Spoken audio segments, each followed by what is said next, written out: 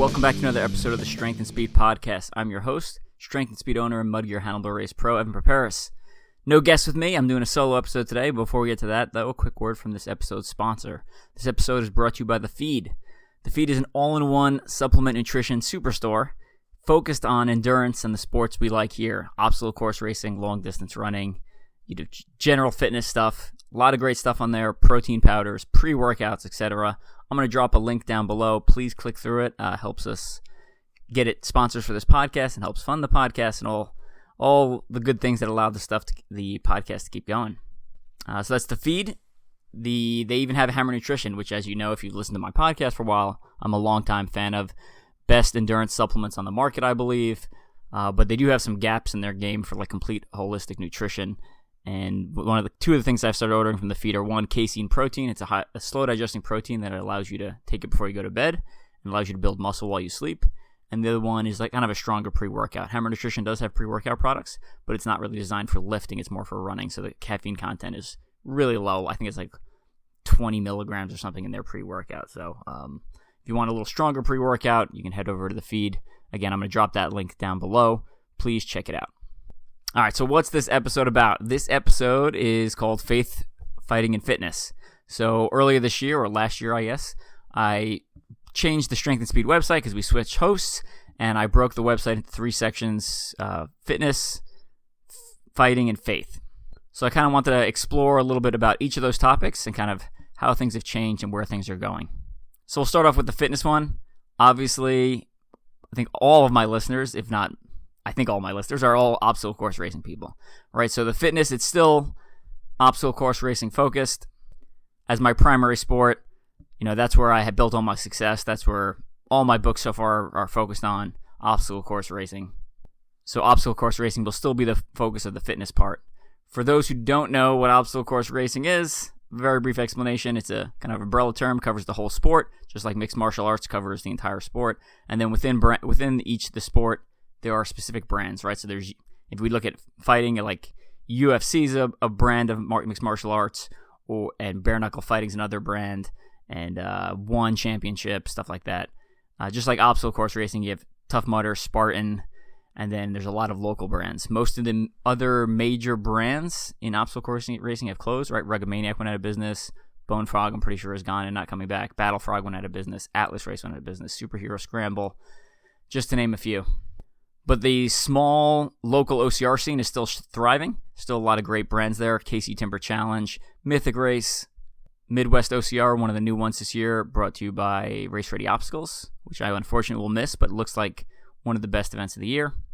Hazelwood OCR, Phoenix Race OCR, and all their kind of the sub-brands like Murder Creek Mud Run.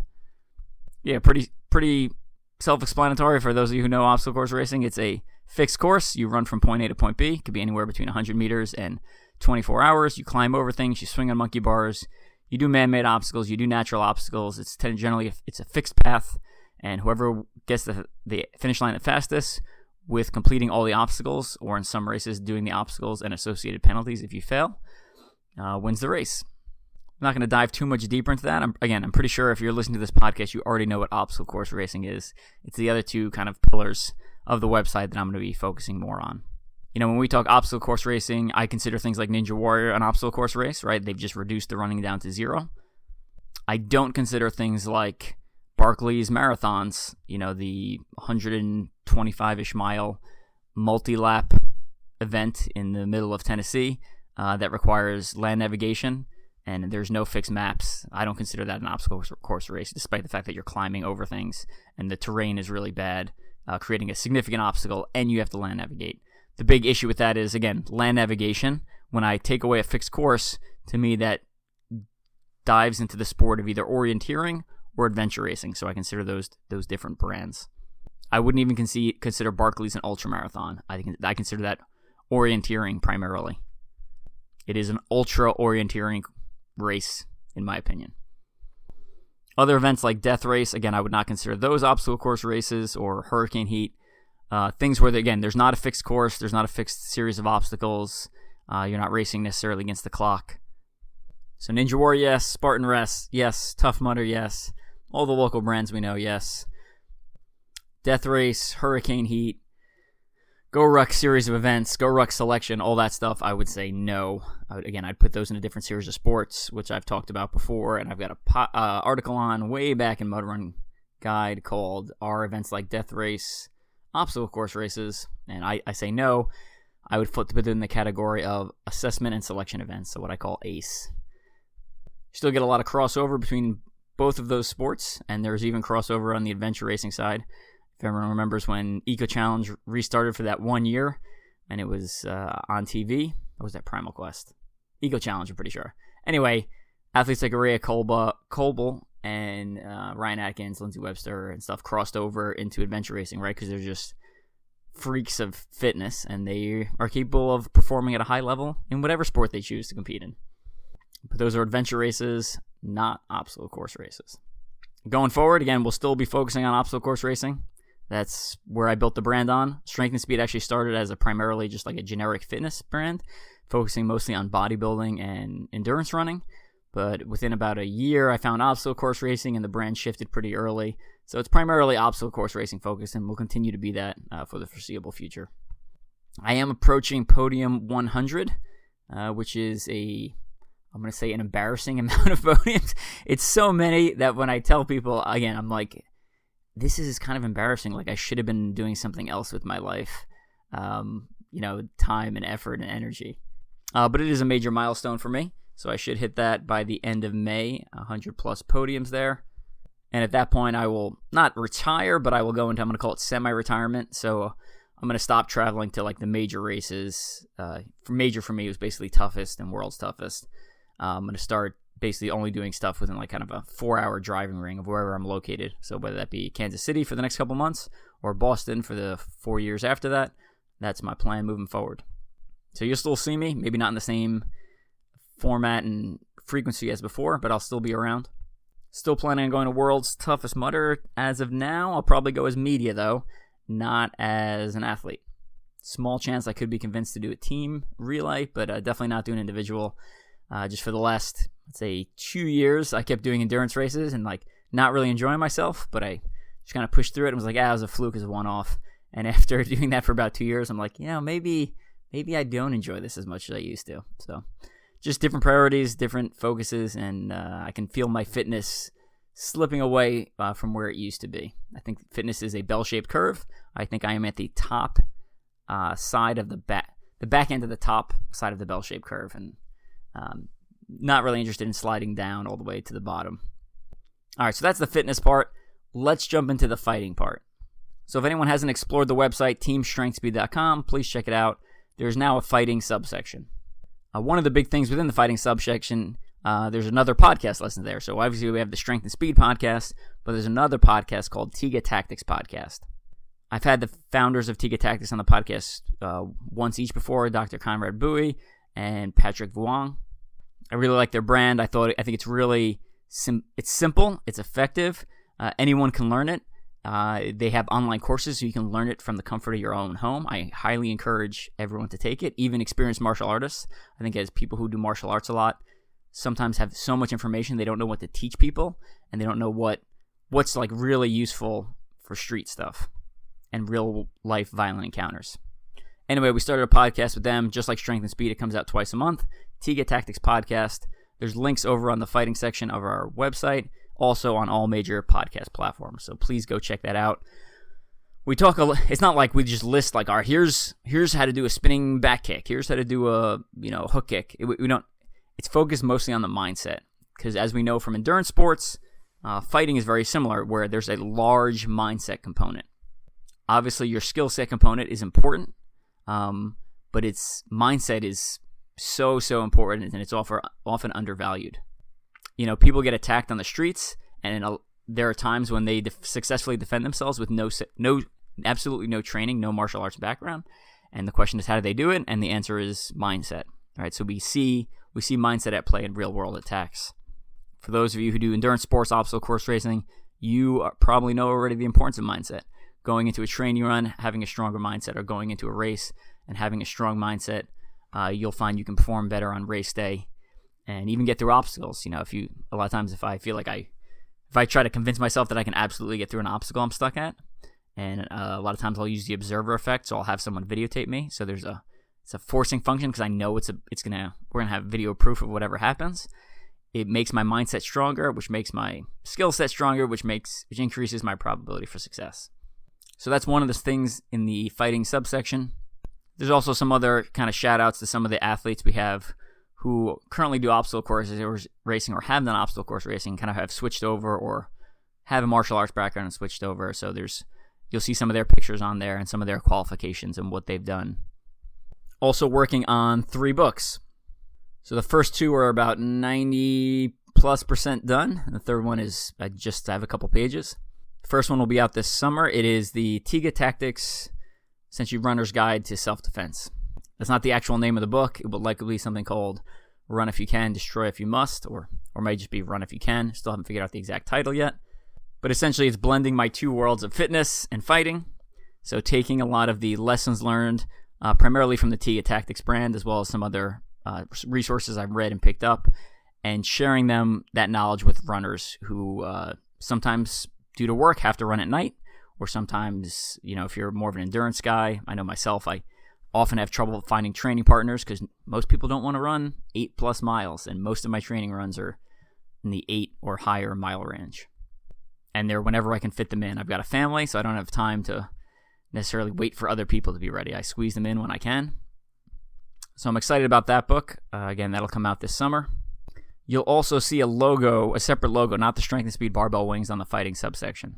Essentially, it's a black Greek shield with a white Greek key going around the border, and then the Omega symbol in the middle.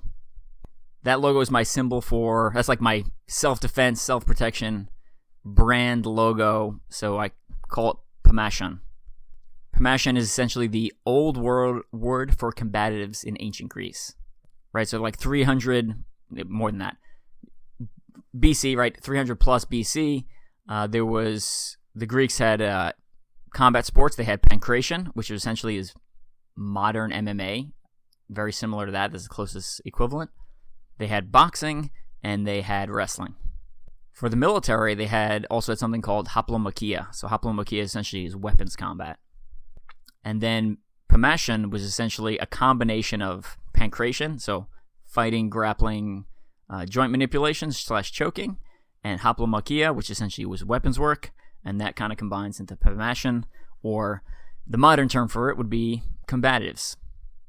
So my next book after the Tiga Tactics Self-Protection or Self-Defense Runner's Guide there is going to be like the Combatives Bible, Pammachon Bible. Again, I haven't quite figured out the name. Most of the book is done. I compare it to building a house, right? So everyone's house looks different size bedrooms, different size bathrooms, different size family rooms, or different size basement. Maybe there's no basement, whatever. If you're a martial artist or you're into learning about that stuff, I think you should be capable in every range of combat, everything from shooting to impact weapons to kicking through punching and trapping, elbow range, down to standing grappling and then grappling on the ground. There's a lot of martial artists who will just focus on one. They'll be like, I just do Brazilian Jiu-Jitsu and I literally don't know how to throw a punch. Or there's a lot of stand-up fighters who will not know any ground game, despite some of the lessons we've learned from UFC, starting in the 90s. So the concept of the book is here's how to learn a little bit about each range and some resources for where to start and like different levels. So, here's like something that'll take a weekend and give you a little bit of training in that range. Here's something that will take a year, and here's something that will take 3 years, and here's something that will take 5 years, right? So it's giving you kind of what I call the blueprint for building your martial arts house and some suggestions on where to start, what resources to look at, some basic information about, how to throw punches and stuff like that. So a lot of concepts based, a lot of principles based, a lot of mindset based, not necessarily a book that lists a whole bunch of techniques, although we do talk a little bit about techniques, just to make sure you understand some of the basics. And if you read some of the technique parts and you're like, well, none of this, I didn't know this, then you probably need to help and focus on that range. Because, again, it's a book I wish I had when I started training more seriously in martial arts. And if I would have had that book, it would have helped guide me on my path. And some of the things that I've done that, not necessarily a waste of money, but they weren't the best use of time. I could have learned ahead of time, and it also covers some of the crazy martial arts myths you see of, chi blasts and no touch knockouts and iron palm training where you strengthen your forearms and fists and stuff like that to break bricks and all sorts of stuff like that. So it's kind of like a once over the world of martial arts. Explains a little bit about it. If you're interested in pursuing any of that stuff, the Combatives Bible, Pammachon Bible, again, not too sure what I'm going to call it, that'll be a great resource for you. If you also explore that section of the website, or there's another kind of branch off that has some of my background, you'll see some of the arts I've trained in and some of the combative systems I've trained in and been certified in. So if anyone's interested in some of that stuff, I do offer essentially online private Zoom classes. Again, you do have to pay for those, but it's just a matter of I don't have time to give a lot of that stuff out for free and not provide some sort of positive feedback mechanism for me besides just helping. So I recently got certified in associate instructor for Tiga Tactics. Another bladed system. I got certified in is Medusa Edge Weapon System. It's a prison-based system. If you listen to the Jason Schultz podcast, I'm an instructor for that. In the process of getting certified for Western Piper Methods. That's a criminal-based system based out of South Africa. I hold certifications in Kali, both through Dynamic Fighting Arts and then through a lot of in-person training at Elite Academy of Martial Arts in Junction City. Black belt in karate, blue belt in jiu-jitsu. Studied a lot of other blade systems that I don't necessarily have certifications on, like Libre fighting systems. I've completed level 2 of Dynamis Alliance, another bladed system. Then Master Army Combative certified. And obviously all my military background, Special Forces Ranger, Special Forces Urban Advanced Combat Course. Special Forces Advanced Urban Combat Course. There we go. Anyway, long story short, I know a thing or two. I have a bit of experience in every range. Some of them I have a lot of experience. Some of them I have a little experience. But I've got experience in every range, which I think is important. Even if you want to specialize in something, right? Like I said, I really like bladed arts, and even if you want to specialize in that, if you don't understand basics of grappling, you might get the weapon taken away from you, right? So a lot of it's about control. A lot of it's about mindset, right? Because if you're in a self-defense situation, decide to pull a knife on someone, and there's not a viable threat, then you have essentially escalated the situation. Now you are the bad guy, despite how the situation appeared to be playing out at first. Anyway, I can teach multiple things, but if anyone is specifically interested in some of the more combative bladed arts, Medusa, Western Piper Methods, etc., I do teach that stuff, and Tiga Tactics. I teach that stuff online for Zoom. I've had a couple students go through and one student so far for Medusa go through and get certified. I had a couple more lined up if anyone's interested. Those systems, they're pretty simple, and they've kind of been streamlined. So they some of them take like an hour or two to learn the base of the system, and then if you want to get tested as an instructor, you can go that route. Or if you just want to learn the system, you can do that too. If anyone's interested, again, feel free to reach out to me on Facebook or Instagram, or shoot me a message to the website, whatever method you want to reach out. Which leads into my third book. My third book will be bladed arts focused. Again, kind of a book I'm writing to myself from a couple of years ago, just how to navigate and which systems are good for what and why systems develop that way. So that'll be my third book. That's one's, again, I do release one a year essentially, so that probably won't come out till 2026. It takes a while to read, proofread, edit, produce, publish. All that stuff takes a hot minute. I can teach the striking stuff and the grappling stuff. It just doesn't, I don't think it translates as well over Zoom as some of the bladed stuff. And honestly, if you're really interested in learning striking or grappling arts, your best bet is to find a local gym, because especially for grappling, you need that like human to human contact, and you need a lot of reps in person and pressure testing to get good and get functional at it. But I can't teach all that stuff. Anyway, reach out to me if you're interested in that, and we can get something set up. Or if you have further questions. All right, so that is the faith portion. That is the fitness portion. That is the fighting portion. Moving on to the faith portion. If you've been following my social media, Ultra-OCR Man, which is my Facebook, you can find me at facebook.com, Ultra-OCR Man, or Instagram.com/Ultra-OCR Man, or YouTube, facebook.com/@ultraocrman or www.ultraocrman.com, which actually just leads you to the Strength and Speed website. If you've followed all that, you may have seen an announcement from a couple weeks ago. News I've known for about 10 months or so, but didn't announce it until recently. So I retire from the military this summer, and I moved to Boston. And the reason I'm moving to Boston is I'm going to seminary for Hellenic College of Holy Cross to get a master's in divinity. It is a 4-year program. I'll learn Greek, learn all the nuances of being a Orthodox priest, and in 4 years I'll graduate, and then plus a couple of months or a year or so after that, get ordained as an Orthodox priest. I'll probably jump into it on a different episode, why I chose to go that route. Long story short, I believe that as someone in the military, I had a higher sense of purpose in the military. I don't think I could take a job that does not have a higher sense of purpose. Not that there's anything wrong with that. It's just me personally.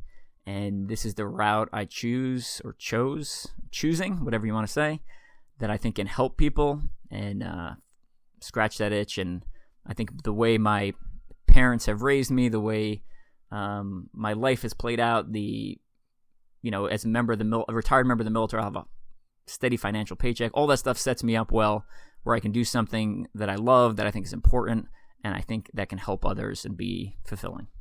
Being in the Midwest, there's not a lot of Orthodox Christian, and when I say Orthodox, that is Orthodox Christianity, Eastern Orthodox. Sometimes you hear Greek Orthodox, you hear Russian Orthodox, you hear Orthodox Church of America. So I want to give a quick, what is Orthodox Christianity 101? Again, I'm not here on this podcast trying to convert you. I'm simply trying to inform you. I've studied a ton of religions.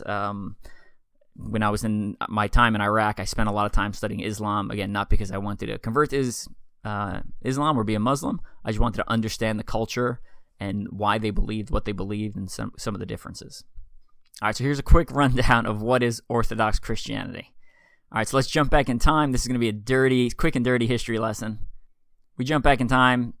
I'm not going to go through all Old Testament stuff, but long story short, Old Testament prophesizes the arrival of a Messiah, a Savior. Jesus shows up around 0 AD, plus or minus 4. Generally, they think they get 0 to 4 time frame there.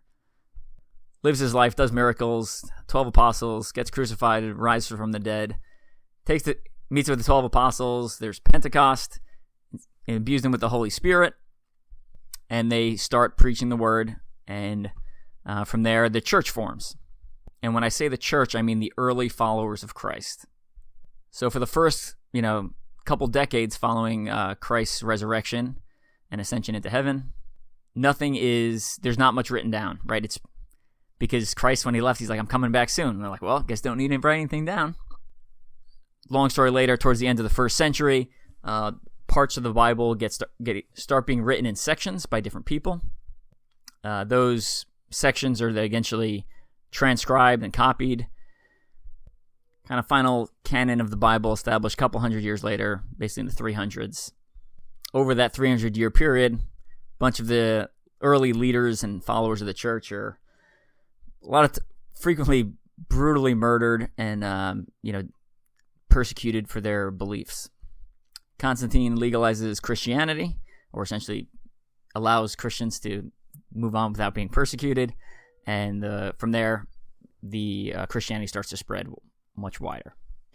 So the church is essentially one church from Jesus all the way through 1054, would say. And during 1054, there's something called the Great Schism that happens, right? So the Orthodox Church, or the church, because there's only one church, there's no denominations at that point. There's Rome, there's Alexandria, Antioch, Constantinople, and Jerusalem. So that's kind of like the 5 archbishops that are kind of leading the church. The Archbishop of Rome essentially gets in an argument with the other 4. Long story short, he excommunicates the other 4. So he essentially kicks the other 4 out of the church. The other 4 are like, you can't kick us out. We are the church. You're the only breakaway. So after 1054, the church splits, and now you have the Roman Archbishop, now sometimes called the Pope now called the Pope. And then you've got the other 4 as the rest of the church. Roman Church starts calling themselves the Catholic or meaning universal church. The other four just call themselves the church until they eventually have to come up with a name because people are like, well, who are you? And it's like, well, I'm the church. And it's like, well, they're the church. It's like, no, I'm the... fine, we'll just come up with a separate name. They start calling them the Orthodox Church, meaning the true church. Right, so if you're confused, feel free to Google timeline of church history, and you'll see kind of what that looks like. Essentially, it's one tree trunk coming out of time of Jesus, and then splits at 1054 into Catholic Orthodox, and then from there, Orthodox generally stays as a single branch and maintains that way forward. Catholic tends to stay as a single branch until the Protestant Reformation, and then it basically splinters and explodes into all the different denominations we have today. So when you look at a lot of the Protestant critiques of the church, they are typically of the Catholic Church, and so a lot of times they'll say something, the Catholic Church will have to respond to it, and then they will take opposing viewpoints. And if you ask the Orthodox view of that viewpoint, they're like, well, neither of you are right. It's somewhere in the middle. Easiest way to describe a lot of the beliefs of the Orthodox Church, a lot of times I just compare it to Catholicism, because that's what seems to be easiest, because that's what most people tend to know, and even like Protestants or Baptists tend to know Catholicism pretty well, because they're their reaction to some of the Catholic policies. And again, I'm glossing over a ton of information here, just trying to highlight a couple of major differences so people have an understanding of what it is. So Orthodox Church, obviously priests can be married as long as you are married before you are ordained. So I'm not going to divorce my wife. That's a big difference compared to the Catholic Church. Orthodox does confirmation, baptism, and communion all at 6 months.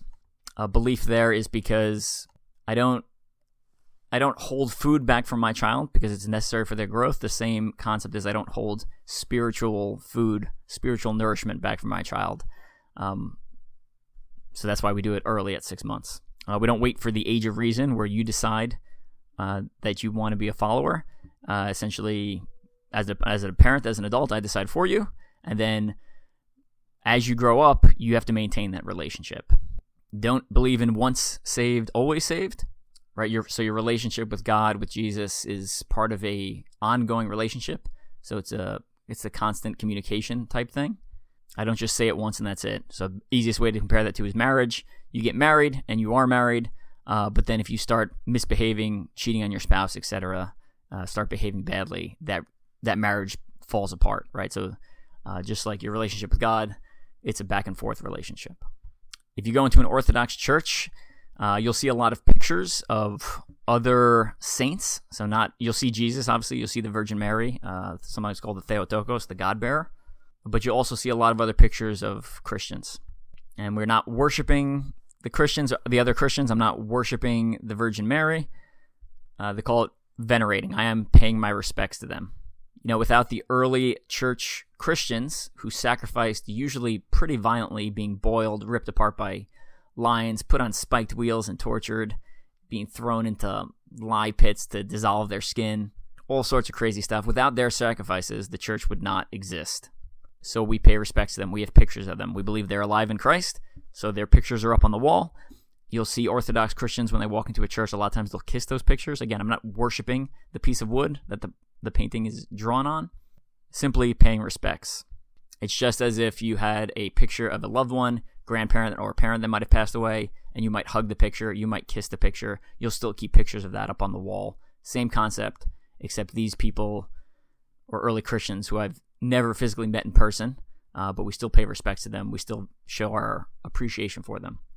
Occasionally you hear people ask, like, pray to the Virgin Mary, or ask for the prayers of other saints.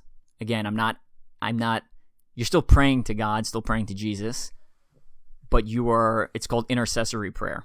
So just as most modern Christians would say to someone, hey, would you mind praying for me, or I'm having a hard time, can you pray for me? It's the same concept, except those people are, again, I've never met them in person.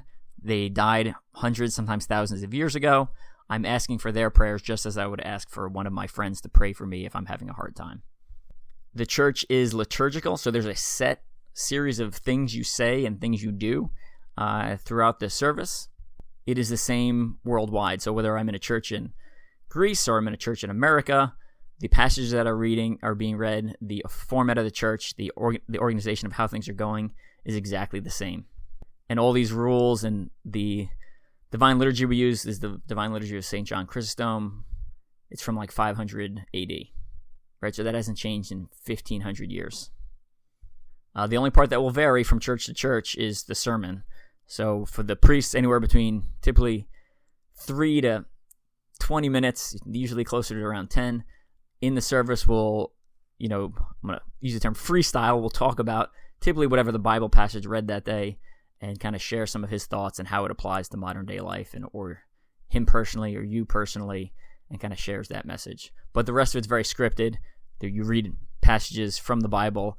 The entire divine liturgy is basically reformatted Bible quotes, repeated. Usually tend to repeat things in groups of 3. I go to a Greek Orthodox church. There you'll see sometimes Russian Orthodox Church. I think in America has completely rebranded itself as the Orthodox Church of America. That's not a new rebranding. That's years ago.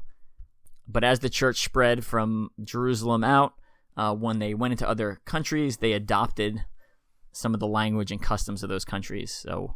So the Russian Orthodox Church and the Greek Orthodox Church, technically, basically they believe the same thing, except one is primarily uses Russian language in their liturgy, and the other one primarily uses Greek in their liturgy. If you're on the East Coast, like where I grew up, lots of the services were in high percentages of Greek. In the Midwest, where there's a lot more converts, there tends to be a lot more English. So if you go to a Greek church, you don't have to be ethnically Greek. Most of the people that go to my church in Kansas City are not ethnically Greek.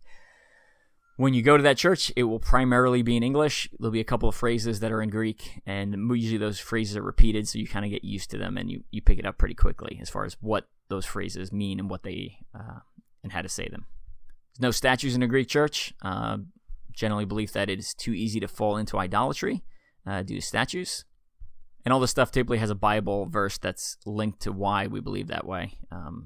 The golden calf is kind of why there's no statues, if you're familiar with that story from the Old Testament. We do have pictures in the church. I know some modern denominations are like, well, there's no pictures because God said no graven images.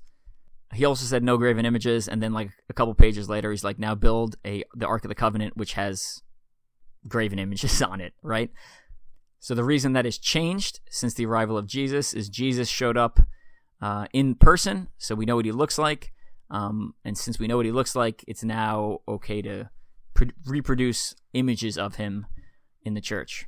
This was also important because the early Christians and the early prior to like 1800, the literacy rate was like less than 20%. So if you're saying the only way to learn is directly from the Bible, for about 1800 years, no one was learning anything because most of the people couldn't read. So there's a big thing called tradition. They say we believe in tradition as well as the teachings of the Bible. And the better way to say the word tradition is holy teachings, right? So it's things that have been passed down from generation to generation. And I used to work with a guy who was I think he was Baptist. So we used to get into religious discussions, and he used to be like, well, we don't believe in tradition. I just believe in what's in the Bible. So I used to like to argue with him and be like, friendly argument, just more of a discussion. And I'd say, well, you do believe in tradition. You just don't realize it's a tradition because you've believed in it for so long. So examples are obviously what Christ looks like. Again, that is primarily through iconography and through tradition, through teaching. There's no physical description of him in the Bible, but when you look at churches all across the world, he tends to look the same, generally. Sometimes in America, he looks a little whiter than he should be. If you look in like the Orthodox Church, he is a fairly dark-skinned person because in the Middle East, people tend to have darker skin there. The fact that he has a beard, the fact that he's not overweight or underweight, he's just kind of more of like a normal-looking body type, the color of his hair. The use of the cross as a Christian symbol, right, established by Constantine in the 300s. The word Trinity is never in the Bible. The first time we see it used in written text that I'm tracking is 181, and then backed by confirmations from the early church fathers like Irenaeus. The establishment of Christmas, the date for that's Holy Tradition. What books are in the Bible? Again, that was not set in stone in 100 AD. It didn't happen until 300 AD, right? So the first couple hundred years, you're relying off word of mouth and people passing things forward. Even the term, even like the order of the books in the Bible, again, that's holy tradition established by, the early councils, like Council of Nicaea.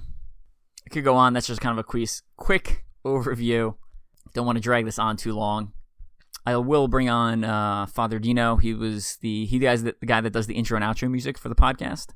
And we'll probably talk more Christianity and also music-based stuff. Again, mastering complex skills and kind of how it applies to obstacle course racing, and then talk a little bit more about Christianity. So I'm recording this on Monday, April 29th. If anyone wants to see what an Orthodox church looks like, this weekend is actually the perfect opportunity. So 11 p.m., it's a late night service on Saturday, May 3rd, we call it Greek Easter. It is Orthodox Easter, or Pascha, or Passover. Reason it's on a different date is that we use the old Jewish calendar to help calculate the date of Easter, as opposed to the more modern calendar. So Easter for Orthodox Christians shifts every year. Sometimes it's on the same day as Catholic or Western Easter. Sometimes it's off by a week. Sometimes it's off, like this case, it's like 6 weeks, 5 weeks. So there's like a full month separating it. Anyway, if you find any Orthodox Church, Greek Orthodox Church of America, this Saturday, May 3rd at 11 p.m., go to that place, and it's a pretty cool spectacle to see. So it's essentially the resurrection service. People show up at 11. They go through some religious chants and prayers, and then all the lights go out in the church, and then they essentially light a candle, and everyone's got a candle, and the candle light spreads through the church like Christ's light spreading throughout the world. Again, even if you have no interest in being an Orthodox Christian, you have no interest in Christianity, it is a pretty cool spectacle to see. I would highly encourage checking it out. I would have gone and checked out mosques or Muslim services when I was in the Middle East, if I was allowed to, but they don't allow you to visit those. When I was in Utah, I wanted to go check out the Mormon temple, but if you're not Mormon, you're not allowed in the church. So I do think just understanding other religions, I think it would be cool to go, and this Saturday is I would say the best time to go. And if you don't go this Saturday, any Sunday at any church, you'll still be a different experience. There's a lot of incense, so there's like a very unique smell associated with Orthodox churches. They tend to be very beautiful, ornate, right? The pictures of all the saints that are up on the wall. The church I grew up in St. Paul's in Hempstead, New York, has mosaics like wall to wall. Super, super beautiful. I grew up there, so some of the beauty is lost on me because I thought every church looked like that. Not correct. And the layouts of the church tend to be the same, tend to face east, right? Because Christ is coming back from the east, according to the Bible. Most of them are laid out in the shape of a cross. Typically, the priest ends up doing a lot of talking facing the east. He's not facing the crowd, right? He's not performing for the crowd. He's praying with the crowd. So the word liturgy, divine liturgy, is like the divine work of the people. So it's more of a leading from the front, not necessarily being the focus of attention and preaching back to the audience. Orthodox priests tend to have beards. That's more of just like a cultural thing. It's not a mandatory requirement. They tend to wear vestments, so kind of a little more ornate robes. And there's something called iconostasis, so a wall of icons, pictures separating the altar from the crowd. And it's laid out in a very specific way. I won't go into it now, but it's got the Virgin Mary up there. It's got Jesus. It's got a couple of saints. It's got the name of the church is up there. So if you ever somehow are magically transported into a church and have no idea where you are, you can tell the name of the church by looking at the front of the church.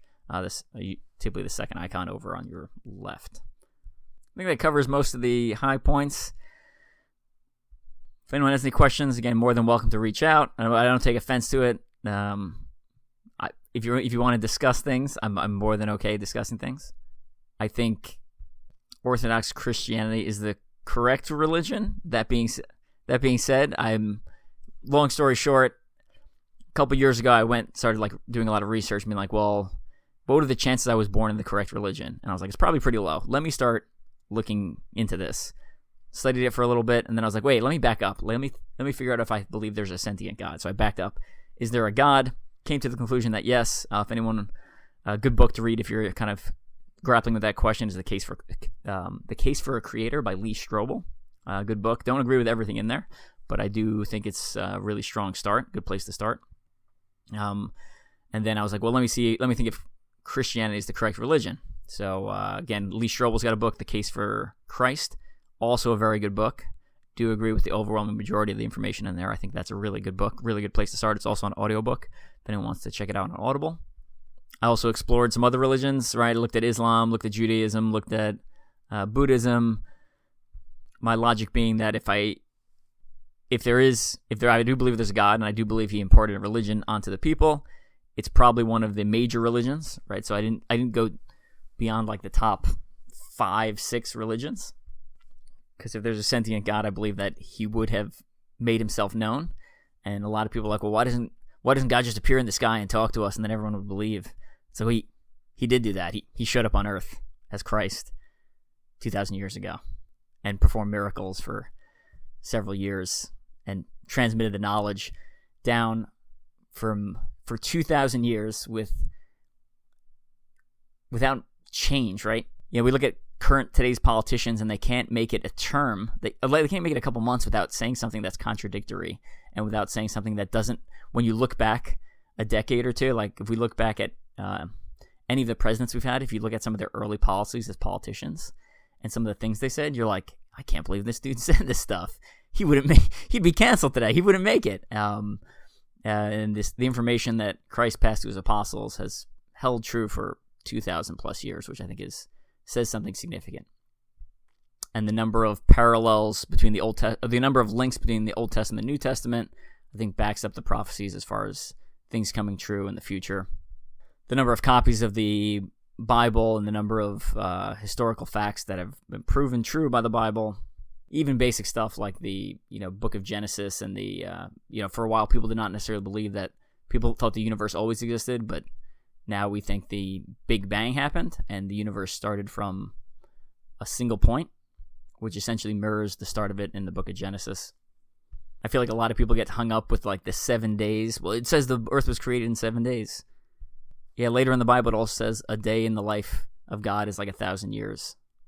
And they don't literally mean 1,000 years. It just means it's a really long section of time. So I think when we start getting into the age of the earth and stuff like that, people start getting held up on things that don't necessarily, I'm going to say they don't matter, but they can be explained, and the point of the story is still factual. Anyway, came to the conclusion that Christianity was the correct religion, and then I was like, well, let me see which denomination is the correct. It's, in my opinion, the correct. And I was born as a Greek Orthodox, but I was open to switching, so I kind of explored.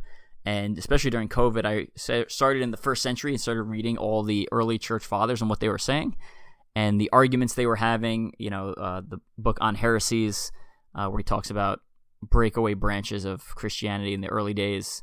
You could take passages from that book and just transport them to modern times, and it would still hold true. I mean, word for word, you literally pull out a whole paragraph, drop it in, and people would be like, oh, they're talking about insert denomination X, and it would still hold true. So long story short, I thought the early church fathers back things up, and if you're looking for the closest what Christianity was in the immediate days following Christ, I think Orthodox Christianity has the best claim for that and the best evidence that they are the correct religion.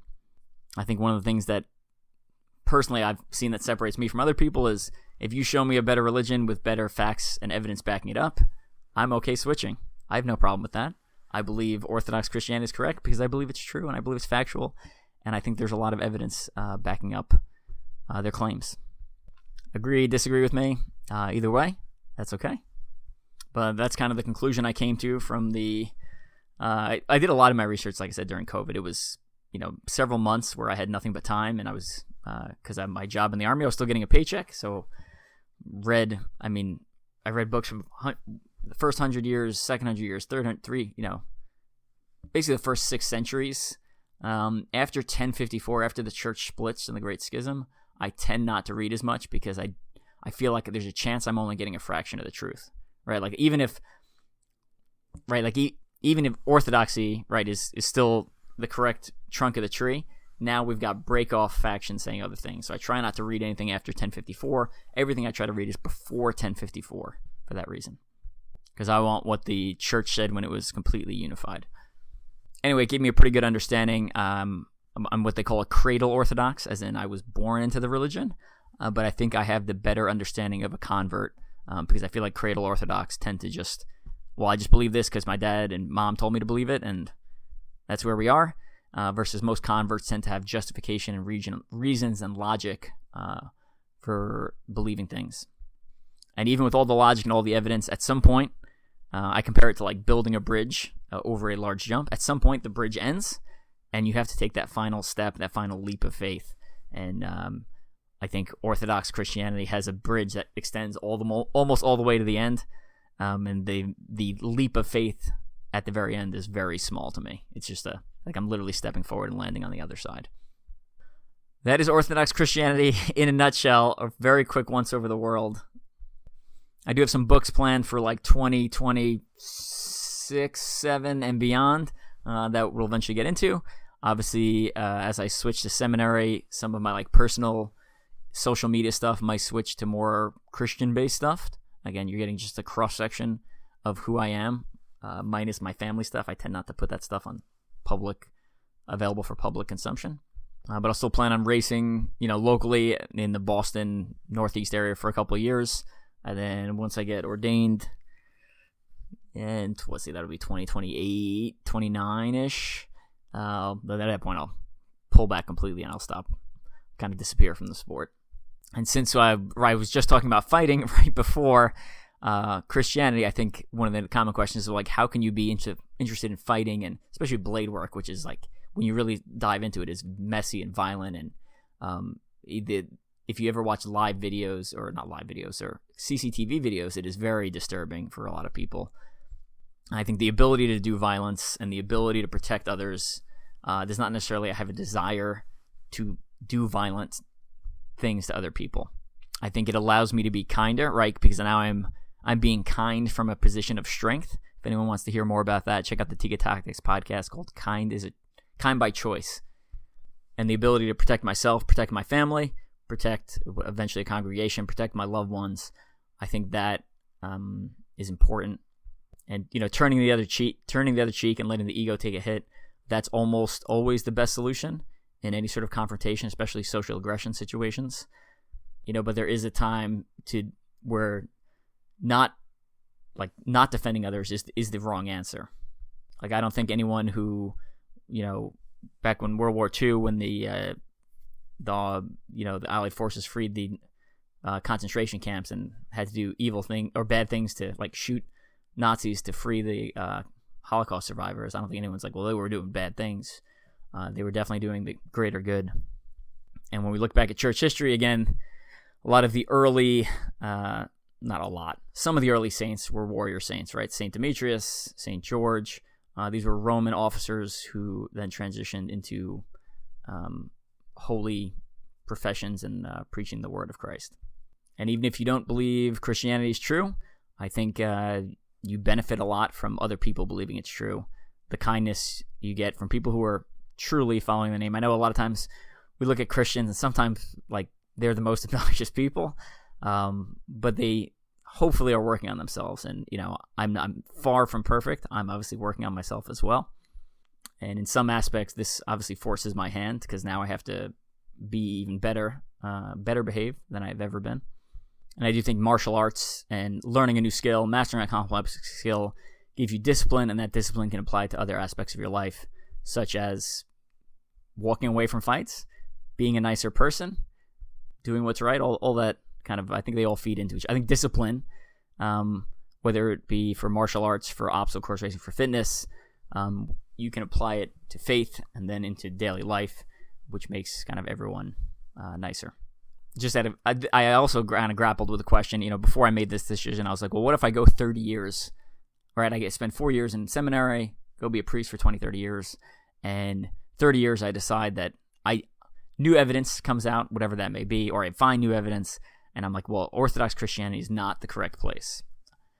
I've thought about that too, and the conclusion I came to was, if I spend the next 30 years doing this, will I have made a positive impact? Even if let's say I for some reason, something new comes out and it's like, that's completely not true. Will I have made a positive impact? And the answer is yes. I believe that the answer is yes. So like I said, I think everyone benefits from the values of Christianity.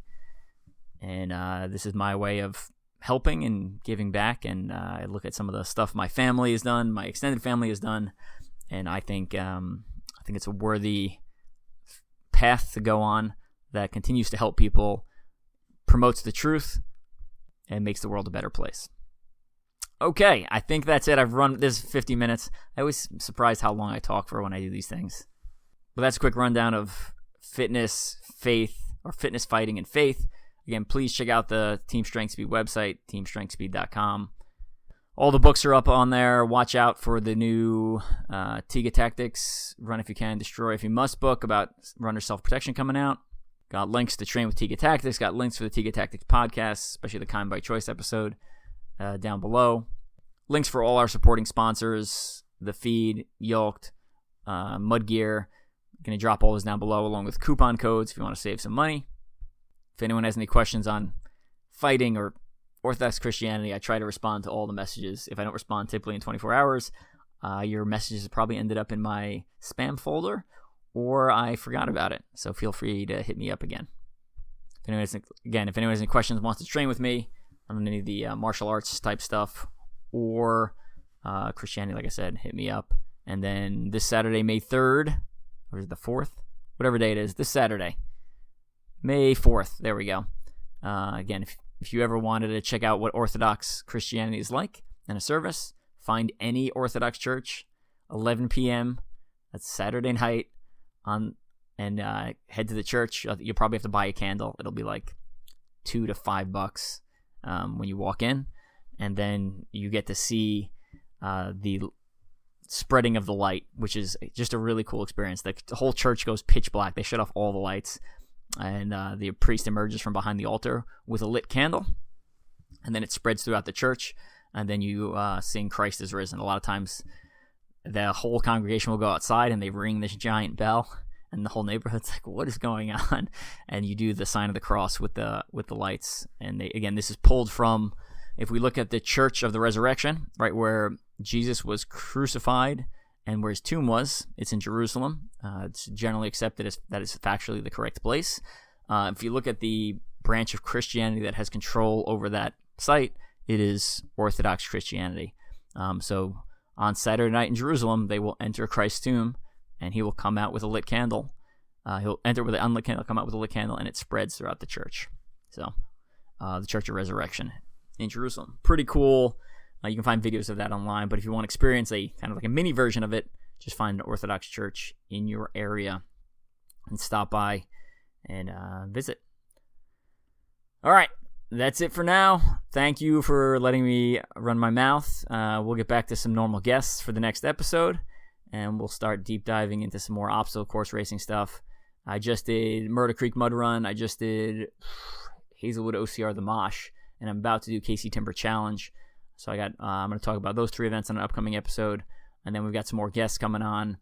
3GX Mental Training. If you're Sarah Grippy Snyder, one of the new Mud Gear Hannibal Race pros, she's going to come on, talk a little bit about mental training and some of the exercises in her workbook that she has available.